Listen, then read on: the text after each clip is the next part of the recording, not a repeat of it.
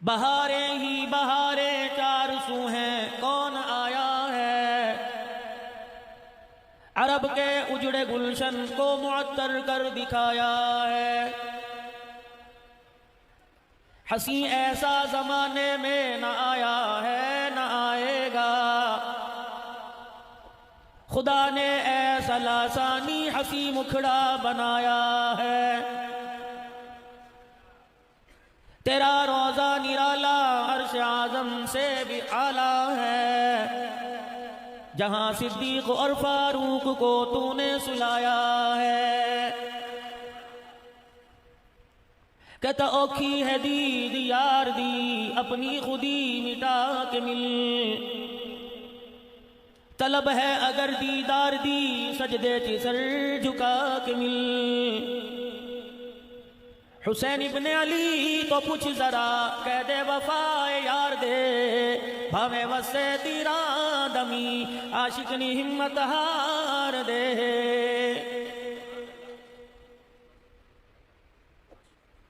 انتہائی واجب الاحترام بزرگوں، عزیزوں، دوستوں، آج کا یہ پروگرام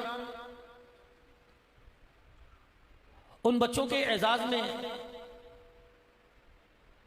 جنہوں نے قرآن کریم کو اللہ کی رحمتوں کے سائے میں حفظ کیا ہے،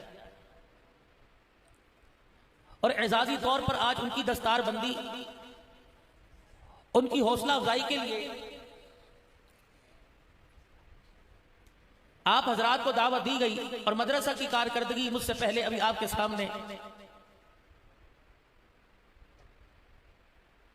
بڑے واضح الفاظ کے اندر بیان فرما رہے تھے کہ آپ نے دینی مدرسے کو جو دعائیں دی اور دعاؤں کے سائے میں جو مالی طور پر تعاون کیا،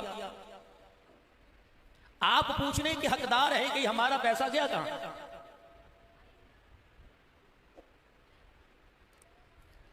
بیٹا پیسے مانگتے چیز کے لیے باپ اسے دیتا ہے، اگر وہ خالی ہاتھ آئے تو باپ کو حق ہے پوچھتا بیٹے پیسے کہاں؟ ابا میں نے چیز کھا لی، ہاتھوں سے چہرے سے محسوس نہیں ہوا کس نے کچھ کھایا، بیٹے کہاں گرا کے آ گیا؟ چیز کھا، اس کی کمائی تھی، اس کی محنت تھی، اس کا حق تھا، وہ خود مختار ہے۔ اس نے پوچھا اپنے بچوں سے،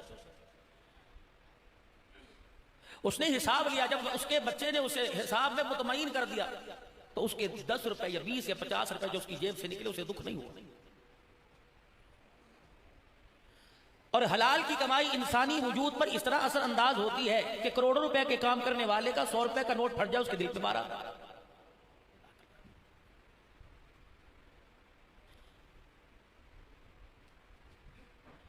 10 روپے کا حساب لینے والا 10 روپے کا حساب نہ بھی لے تو اسے پرواہ کوئی نہیں، لیکن اس کی محنت کی کمائی ہے، خون پسینے کی کمائی، وہ حساب لے رہا ہے۔ جب تک اسے 10 روپے کے حساب میں اس کا بچہ خواہ اس کا خون ہے، خواہ اسی کے لیے کما رہا ہے، جب تک وہ مطمئن نہیں کرے گا تو اس کو سکون نہیں ملے گا۔ اس کو اس کے جواب سے تسلی نہیں ہوگی۔ کیا خیال ہے 10 روپے کا باپ حساب لے سکتا ہے، 50-60 سال جو کھلا بھی رہا ہے، پلا بھی رہا ہے، پہنا بھی رہا ہے، جگا بھی رہا ہے، ہنسا بھی رہا ہے، رلا بھی رہا ہے، ہنسا بھی رہا ہے، اور نیندیں بھی دے رہا ہے، آرام بھی دے رہا ہے، کیا اسے حق نہیں وہ ہمارے سے حساب لے لے؟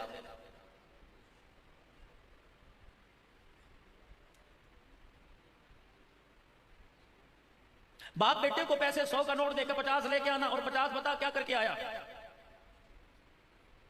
جب ایک باپ کو اپنی اولاد سے حق ہے تو کیا رحمان کو ہمارے اپنے بندوں سے حق نہیں ہے کہ وہ پوچھے زندگی جوانی شباب دیا تھا، کیا کمایا، کیا کھایا، کہاں کر کے آیا؟ باپ بیٹے سے کہتا ہے وہ کام کر دے، یہ دوں گا، تیرے ہی ہیں سارے۔ اللہ نے اپنے بندے کو دنیا میں کہا میرا تابع دار بن، میرے نبی کا حقدار بن، دنیا بھی دے دوں گا، جنت بھی تیرے حوالے کر دوں گا، موج کر، کوئی حساب نہیں۔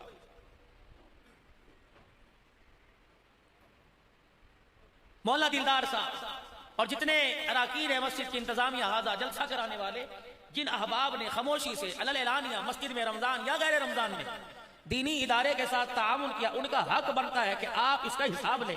تو آج 25 بچے جنہوں نے قرآن پاک پڑھا ان کو آپ کے سامنے لا کے کھڑا کیا جائے گا، اور ان کے سر پر دستار بنے گی، رومال باندھے جائیں گے، اور آپ حضرات کو بالکل واضح انداز میں بتلایا جائے گا کہ جو آپ نے 1 سال میں جو ہمیں 1000 روپیہ دیا تھا، ہم نے اس 1000 روپے پر اتنی محنت کی کہ 2 سال کے اندر اس 1000 روپے کی برکت سے قرآن کا حافظ بنا کر تمہاری جھولی میں واپس ڈال دیا۔ اگر یہ کارکردگی اتنی مطمئن تسلی بخش ہے تو کیا آگے 1000 کے بجائے 2000 دینے چاہیے کہ نہیں؟ میں پورے پاکستان میں الحمدللہ اس مرتبہ تقریباً 1 مہینے میں 4 سے 5 مرتبہ میں کراچی ہو کے آیا، بھاگ دوڑ 3-4 صبح میں اللہ نے 8-9 دن کے اندر۔ دینی مدارس کا نظام مالی طور پر اتنا کمزور ہو چکا ہے کہ بڑے بڑے محتمین حضرات کی کمر جھک۔ ہوتا کیا تھا، 3-4 مرتبہ ان مدارس کی خدمت کرنے کا موقع ملتا تھا۔ رمضان المبارک اور شعبان کے مہینے میں جو زکوٰۃ اکٹھی ہوتی تھی، اس میں طلباء اکرام کے کپڑے لتے عیدی کا انتظام اور اساتذہ اکرام کی تنخواہ بونس کا انتظام اس میں آسانی سے ہوتا تھا، افطاری سحری۔ پھر جب قربانی کا مہینہ آتا، چر میں قربانی میں کھالوں کے ریٹ مہنگے ہوا کرتے تھے، تو 3-4 مہینے یعنی فصل کے آنے تک آرام سے گزارا ہو جاتا۔ جب فصل آیا کرتی تو پھر 3-4 مہینے گزر جایا کرتے تھے، تو طلباء اکرام کے لیے پریشانی ہونا پڑتا تھا۔ اب آپ یقین کریں، میں تو دن رات دینی مدارس کی نمائندگی کرتا ہوں اور جھولی پھیلا کے اللہ کے لیے سوال کرتا ہوں اللہ کی مخلوق سے کہ جو تم نے آگے دے دیا یہ تمہارا ہے، باقی جتنا بچا اس کے بارے میں اللہ حساب لے گا۔ تو مجھے یہاں کوئی مدرسے کا چندہ اکٹھا کرنے نہیں بلایا، صرف بات کہنے کی کہ جہاں گھر، دکان، کاروبار، مارکیٹ، ہر چیز کی دیکھ بھال ہے، دینی مدارس بھی ہماری ذمہ داری ہے، اس کی بھی ہمیں دیکھ بھال کرنی چاہیے۔ رحمت دو عالم صلی اللہ علیہ وسلم جب دنیا میں تشریف لائے، پھر اعلان نبوت فرمایا، اور پھر جب ابراہیم علیہ السلام نے آپ کے آنے سے پہلے جو اللہ کا گھر بنایا تھا، 2 دعائیں کی تھی، ایک نہیں کی تھی۔ ربنا وابعث فیہم رسولا منہم یتلو علیہم آیاتک ویعلمہم الکتاب والحکمت ویزکیہم۔ اللہ ایک ایسا مدرس بھیج دے جو دلوں پر بھی محنت کرے، تزکیہ کرے اور ان کو کتاب کا علم بھی دے۔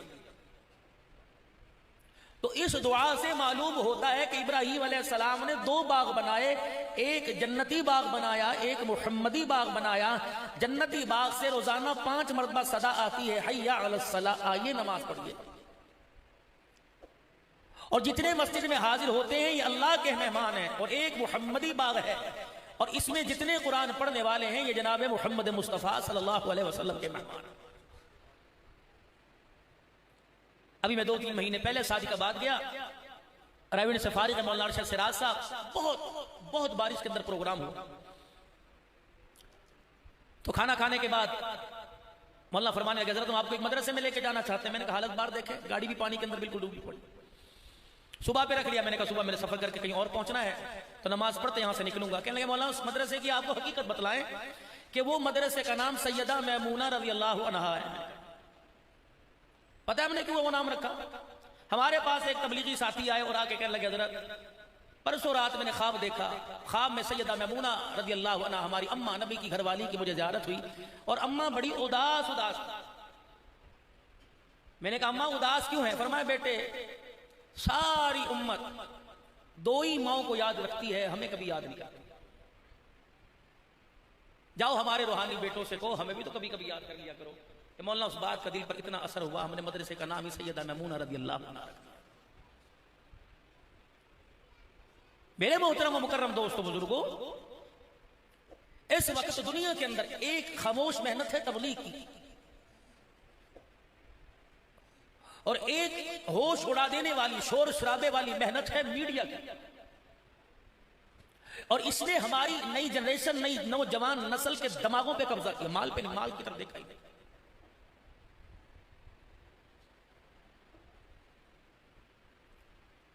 سب سے پہلے اس نے ہمارے عقیدہ توحید پر، پھر عقیدہ رسالت پر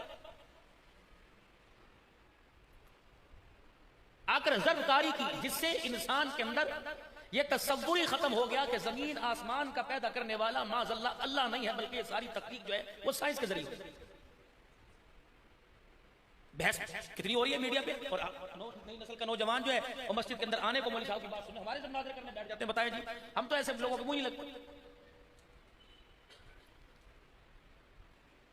دوسری محنت دنیا کے اندر رسول اکرم صلی اللہ علیہ وسلم کے وقار اور شخصیت کو نیچا کرنے کی،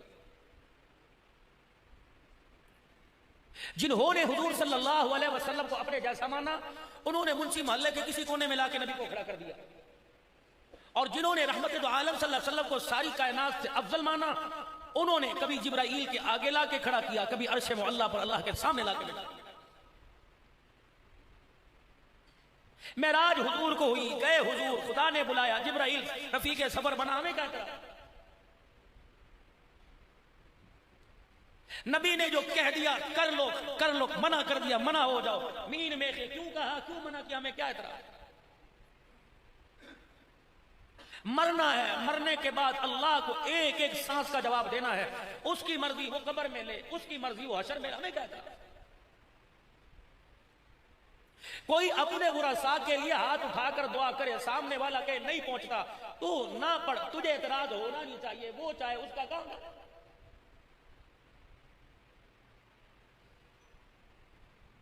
چھوڑ دو اللہ کے واسطے، فضول کے جھگڑے اس کے اندر کچھ نہیں رکھا ہوا۔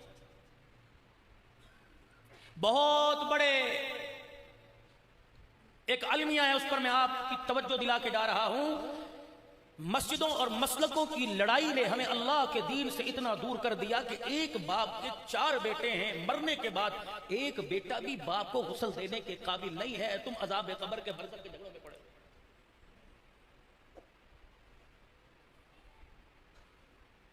ساری برادری باہر کھڑی ہوئی ہے، کیا ہوا کیا ہوا، جنازہ میت لیٹ ہو رہی، ابھی غسل دینے والے مولوی صاحب بڑی دیر سے آئے، یہ مر گئے جنہوں نے جداد اتنی ساری ہڑپ کی۔ اہلیان منڈی بھاؤ دین والوں، میں تو عرض کرتا ہوں، ہر جگہ رات بھی عرض کر رہا تھا کہ میتوں کو غسل دینے کا طریقہ سیکھو، جو کسی میت کو، محلے دار کو، رشتہ دار کو غسل دے گا، پروردگار عالم اس کے 40 کبیرہ گناہ جو بغیر توبہ کیے معاف نہیں ہوتے، اللہ معاف فرمائے گا۔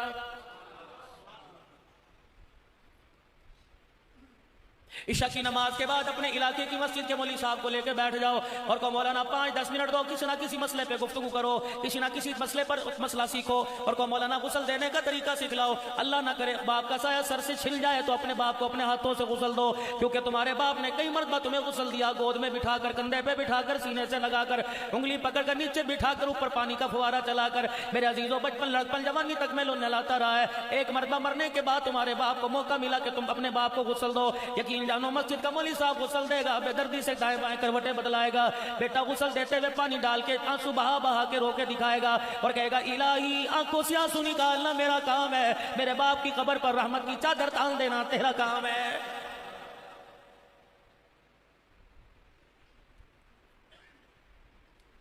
میں پچھلے دنوں میرے عزیزو نواب شاہ حیدرآباد اور اسی طریقے سے سجاول شہر میں بیٹھا ہوا تھا، 5-6 محرم کو مجھے لوگ کہنے لگے مولوی صاحب ذرا دھویں دار تقریر کر دو، مولوی صاحب ذرا ایسی تقریر کر دو کہ لوگوں میں چنگاری پھیل جائے۔ میں نے کہا میرے یار اللہ اکبر، میں اکیلا جو ہوں، میں ہر جگہ دکھڑا سناتا، 4-5 میری طرح کے اور ہیں، میں اپنا دکھڑا دل کا حال لوگوں کو سناتا پھرتا ہوں۔ مجھے ایک ممبر بھی ایسا دکھا، شاید کوئی پاکستان میں تمہارے منڈی بہت دین میں ہو، لیکن دور دور کسی شہر کے اندر نظر نہیں آتا۔ مجلس کا ممبر ہو میرے عزیزوں، کوئی اسٹیج ہو، جلسے کا ممبر ہو یا مسجد کا ہو، یقین جانو خطبہ پڑھنے کے بعد، نبی پر درود پڑھنے کے بعد نفرت کی آگ جلانے والے نظر آئیں گے، اس آگ پر پانی ڈالنے والا نظر کوئی نہیں آئے گا۔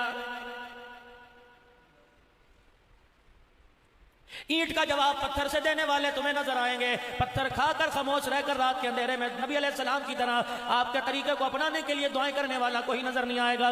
فتح مکہ ہوا، جناب حضرت سعد رضی اللہ تعالیٰ تلوار ہاتھ میں لے لی اور اس کی دستی سے کفار کے دروازوں کو بجانا شروع کر دیا، ہٹو بچوں کے نعرے لگ گئے، تمہاری ایسی کی تیسی، تم نے ہمیں یوں کیا تھا، آج باہر آ جاؤ۔ ایک مکے کا سردار جان بچاتا ہوا سرکار مدینہ روح و قلب و سینہ کے پاس آیا اور آ کے عرض کرنے لگا آقا اتنے سخت کب سے ہو گئے، شیب ابی طالب کی گھاٹی میں ہم نے تنگ کیا، آپ نے بددعائیں نہیں دی، ہم نے آپ کو آپ کے گھر کے اندر معصوم کر دیا، آپ نے بددعائیں نہیں دی، ہم نے طائف کی گلیوں میں آپ کے ساتھ بدسلوکی کیا، آپ نے بددعائیں نہیں دی، کملی والے ہم نے آپ پر اونٹ کا اوج ڈال دیا، آپ نے کچھ نہ کہا۔ اتنی سختی 8 سال کے بعد کیسے آ گئی کہ مکے آ رہے ہیں، بدلے لینے کے لیے تیار ہو گئے، نبوت کی آنکھوں میں آنسو آ گئے۔ آپ نے فرمایا بتا کس نے تجھے بدلے لینے کا کہا؟ مکے کے کافر نے جناب سعد کی طرف اشارہ کر دیا، وہ دیکھ تلوار کی تلوار نیام سے نکال کر اس کی دھار سے ہمیں ڈرا رہا ہے۔ آپ نے حضرت سعد کو بلا لیا، فرمایا سعد کیا بات ہے, کس کی اجازت سے تلوار باہر نکالی؟ کہنے لگے یا رسول اللہ, جب مکے کی دھرتی پہ قدم رکھا یہ جگہ نظر آئی جہاں بلال کا چمڑا ادھیڑا جاتا تھا, مجھے یہ جگہ نظر آئی جہاں سمیہ کی شرمگاہ پہ برچیاں ماری گئی تھی.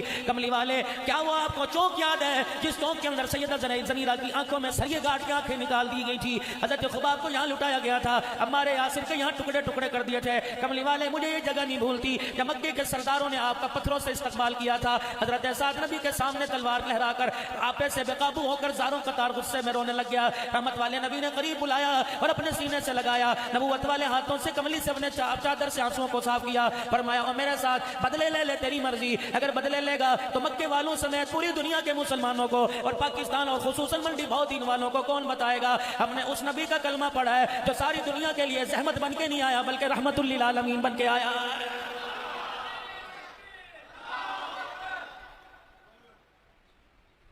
اور تو اور میرے عزیزو غزوہ بدر ہوا, 72 قیدی سردار مکے کے کافر قیدی بن کے مکے پاک میں مدینے پاک میں آ گئے. عصر کی نماز کا وقت ہوا, مدنی کریم صلی اللہ تعالی علیہ وسلم مسجد نبوی کے باہر آئے اور آپ نے دیکھا وہ سرداران قریش دبدبے مار کر آنکھ کی گھوری دکھا کر صحابہ اکرام کو مارا کرتے تھے, ڈرایا کرتے تھے. آج ہاتھ پیر بندھے ہوئے مسجد نبوی کے دروازے پہ بیٹھے ہیں, سارے گلے بھول گئے, سارے شکوے بھول گئے, ایک ایک کا حال پوچھ رہے, فرما رہے کیا حال ہے, کیسا ہے. اور ایک نے سر جھکایا, فرمایا او لوگوں بدلہ اپنی جگہ ہے, پتہ نہیں تمہارے ساتھ اللہ کی طرف سے کیا حکم آئے گا, کیا تمہارے ساتھ سلوک کیا جائے گا, لیکن اتنا بتاؤ ایک دن ہو گیا میں محمد کے مہمان ہوں, تم نے کچھ کھایا پیا بھی ہے کہ نہیں ہے؟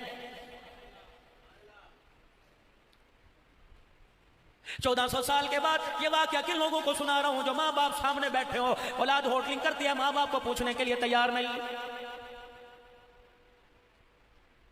یقین جانو میرے عزیزو, اللہ کے دربار میں مقبول ہونے کے لیے 27ویں رات کے انتظار کرنے کی ضرورت کوئی نہیں, 15 شعبان کی رات کا انتظار کرنے کی ضرورت کوئی نہیں, پروردگار عالم کے دربار میں اپنے آپ کو گناہوں سے پاک کرنے کے لیے مکے مدینے کی سفر کی ضرورت کوئی نہیں. الہی تو اپنے بندوں کو کیسے معاف کرتا ہے. فرمایا منڈی بہت دین شہر کے اندر 2 بھائی ہیں, آمنے سامنے دونوں کی دکان ہے, شام کا وقت ہوتا ہے, دونوں بھائی دکان بند کر کے اپنے اپنے گھر کی طرف جاتے ہیں. ایک ادھر جا رہا ہے, دوسرے کا گھر ادھر ہے, دونوں موٹر سائیکل میں بیٹھے, ایک کی موٹر سائیکل مخالف سمت جا رہی ہے, دوسرے کی گاڑی جا رہی ہے. جب دونوں کا آپس میں کراس ہوا, دونوں آپس میں ملنے لگے, بڑے نے چھوٹے کی طرف یا چھوٹے نے بڑے کی طرف دیکھ کے مسکرا کے کہہ دیا آج گھر روٹی پکی اکٹھے بیٹھ کے کھا لے. تو چھوٹے یا بڑے نے دیکھ کے کہا بھائی میرے گھر میں بھی تیار ہے, اللہ تجھے زیادہ دے. اس کے ہاتھ اٹھے, رب کعبہ کی قسم ہے جب تک تیری موٹر سائیکل کا پہیہ گھومتا جائے گا تیرے دروازے پہ خدا کی رحمت آتی جائے گی.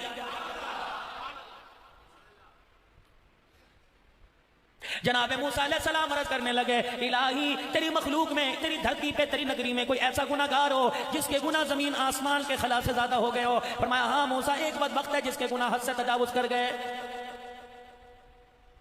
الہ العالمین مجھے دکھا دے, مجھے بتلا دے تاکہ میں جا کے اسے دیکھ کے وہ کتنا بڑا گناہگار ہے. جناب موسیٰ علیہ السلام کو رستہ بتلا دیا گیا, جگہ بتلا دی گئی, گھر دکھا دیا گیا. خدا کا پیغمبر صبح سورج کے طلوع ہوتے نکل پڑا, مشقتیں برداشت کر کے اس نشیب و فراز کو برداشت کرتے کرتے اس گناہگار کے دروازے پہ پہنچے. جا کے دروازہ بجایا, وہ آدمی باہر نکلا. خدا کا پیغمبر دیکھ کے اس سے شد رہ گئے, پریشان ہو گئے. الہی دنیا سے سلام کر دیا اور تیرے دربار میں اتنا رندہ ہوا ہے. فرمایا موسیٰ یہ راز ہے, اس راز کو میں نے اپنے علاوہ کسی پہ نہیں کھولا ہے.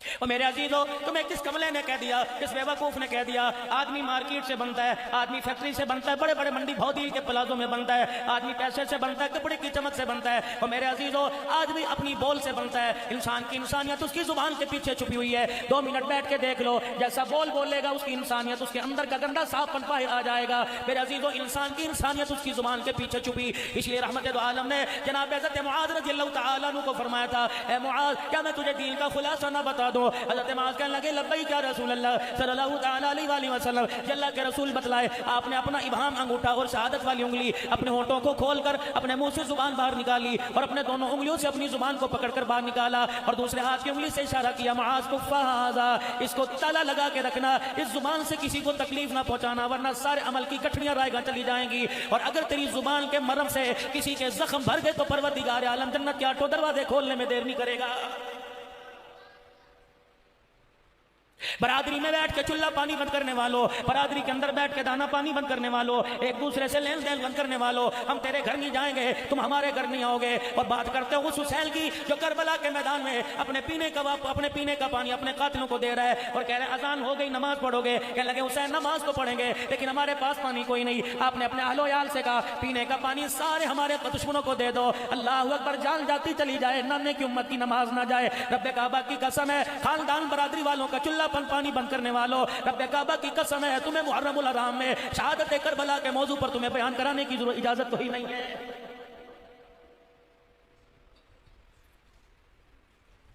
فرمایا سارے اختلافات اپنی جگہ ہیں، پتا وہ تم نے کچھ کھایا پہ پیا کوئی نہیں۔ اللہ ولی ایک مکے کا سردار ہاتھ اٹھا کر حضرت بلال کی طرف کرتا ہے کہ وہ تیرا بلال ہے؟ ہاں ہاں۔ اللہ اکبر، جس کا ہمارے بچے مذاق اڑایا کرتے تھے وہی تیرا بلال ہے جو مکے کی گلی میں کپڑا سا باندھ کے پھرا کرتا تھا، اس کے پاس بنیان کرتا قمیض ٹوپی عکال کوئی نہیں تھی، پیر کے اندر جُتی کوئی نہیں تھی، جہاں ملا کرتا پتھر تھپڑ مارا کرتے تھے۔ کہاں ہاں کہا یہ وہ بلال ہے، آج جب بھی مسجد میں آ جا رہا ہے تلوار نکال کر ہمیں دکھاتا ہے، ہٹو بچوں کے نعرے لگاتا ہے۔ اللہ اکبر، رحمت دو عالم کی آنکھوں میں آنسو آ گئے۔ بلال جی آمنہ کا لال کہ جلدی آ جا، اندر پکڑ کے ہاتھ لے گئے۔ بلال تو نے انہیں کہا ہے کہ میں بدلے لوں گا۔ اللہ اکبر، جی یا رسول اللہ آج آپ ہمیں منع نہ کریو، کملی والے 10 سال تک مارے کھاتے رہے، کملی والے تیری خاطر گھر سے بے گھر ہو گئے، پیٹ پہ پتھر باندھتے رہے، کملی والے سے ابی طالب کی گھاٹی میں ہمیں کھجوروں کی گٹھلیوں پہ گزارا کرنا پڑا۔ رحمت دو عالم، آپ کو وہ وقت یاد ہے جب آج جس گلی میں آپ کا مکان تھا اس گلی سے میرے رونے کی آواز آپ کے کاشانہ آپ کے گھر میں پہنچی، آپ جلدی سے کنڈی دروازے کی کھول کر باہر تشریف لے آئے اور آپ نے میری حالت دیکھی، مکے کے نوجوان میری سینے پہ چھلانگے مار کے میری پسلیاں توڑ رہے تھے۔ کملی والے آپ نے سنا تھا نا کہ آپ دروازے پہ کھڑے تھے، آپ کے کانوں میں میری پسلیوں کے ٹک ٹک ٹوٹنے کی آواز آ رہی تھی، حضور کی آنکھوں میں آنسو آ گئے۔ فرمایا بلال چپ کر، میرے یہاں کچھ ہونے لگ گیا ہے۔ رحمت دو عالم، اس وقت میں نے کیا کہا تھا؟ اللہ کے نبی نے فرمایا ہاں بلال مجھے یاد ہے۔ اور لوگوں رب کعبہ کی قسم سارے بنڈی بہت دین والوں سمیت پوری دنیا کے مسلمان مل جائے بلال کے ایمان کا مقابلہ نہیں کر سکتے۔ سیدنا بلال جب مکے کی دھرتی پہ کفار کی مار کھا رہا تھا، رحمت دو عالم نے دیکھا آنکھ میں آنسو آ گئے اور فرمایا بلال اللہ تیرے پر رحم کر دے۔ بلال نے اپنے آنسوں کو اپنے ہاتھوں سے صاف کیا، حضور کی طرف دیکھ کے مسکرانے لگ گئے، کہنے لگے کملی والے پریشان ہونے کی ضرورت نہیں، آپ اندر جا کے آرام سے بیٹھ جائے، جب تک تیرا بلال دھرتی پہ زندہ ہے اسلام پر کوئی ایک آنچ بھی آنے نہیں دے گا۔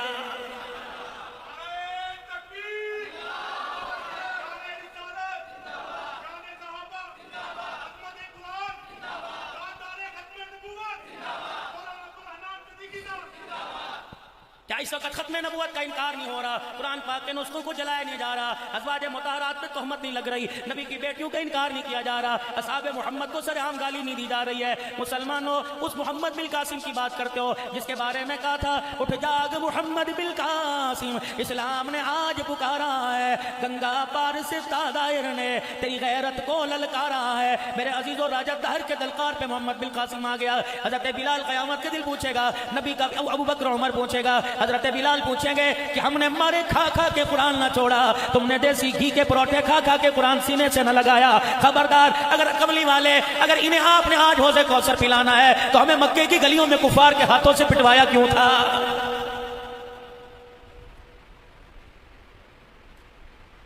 کملی والے آج مجھے نہ روکنا، میں آج گن گن کے بدلے لوں گا۔ اور میں بلال میں تجھے بدلے لینے سے منع نہیں کرتا، ذرا اندر آ جا۔ بسی نبوی میں ہاتھ پکڑ کے لے گئے، حضرت بلال کو کہا اور قریب آ جا۔ بلال قریب ہو گئے، اپنے سینے کے ساتھ سینہ لگایا، فرمایا بلال کچھ ہو رہا ہے؟ کہ کملی والے ماں کی گود میں وہ ٹھنڈ نہ ملی جو تیرے سینے سے لگ کے ٹھنڈ مل گئی۔ آپ نے فرمایا بلال اللہ اکبر ذرا پرے ہٹ، جب سینے سے لگا کے سینے کا فیض پہنچایا پھر دونوں ہاتھ ایسے کر لیے، فرمایا بلال اللہ اکبر اس ہاتھ میں بدلے ہیں، اس ہاتھ میں اللہ کا رسول ہے، یا بدلے مکے کے کافروں سے لے لے یا اللہ کا رسول لے لے۔